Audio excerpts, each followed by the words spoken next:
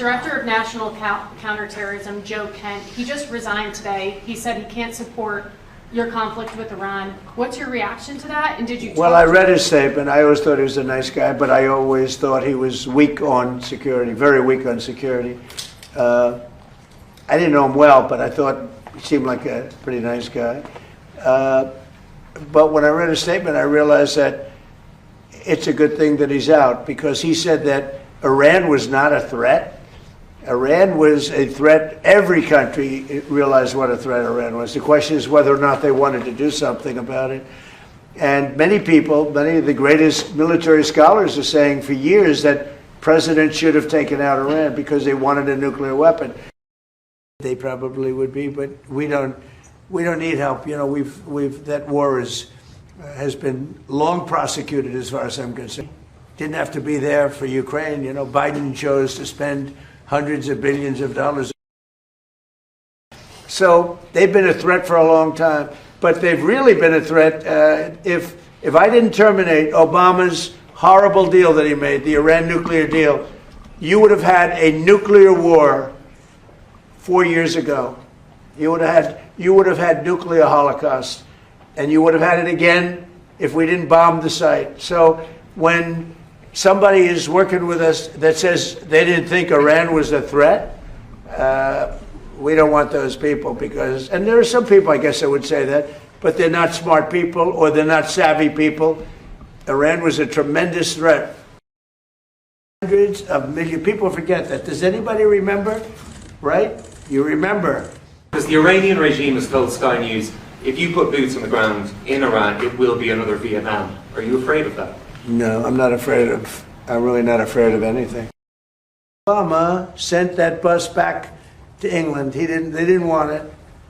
And when Iran now a bigger foreign policy priority for you than China. And on Cuba, the Cuban government. Iran is just a military operation to me. Iran is something that was essentially largely over in 2 or 3 days because the Navy was wiped out almost immediately. The Air Force came next. The anti-aircraft came next. I mean, we're flying over Iran. We could take out their electric capacity in 1 hour. We have all there's nothing they can do right now because everything is knocked out. They have no radar, no anti-aircraft. They have nothing. And we don't, and it was a decision I made. We discussed it, Pete, Marco, JD, all of us, Chris. We discussed it. We can knock out their electricity in a matter of minutes if we wanted to.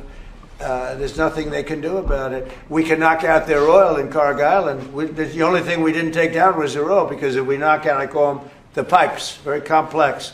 But if you do that, it'll take them forever to rebuild, meaning whoever, and hopefully it's a sane group of people, but whoever it is that's going to be running that, and we're going to try to get people that are going to run it well, and it's going to be a prosperous, wonderful place. It used to be, if you go back, it used to be the people are great, the people are smart and energetic, and it used to be very successful. Now it's a country run by fear. It's a country where they tell protesters, don't go outside, because if you do, we're going to kill you.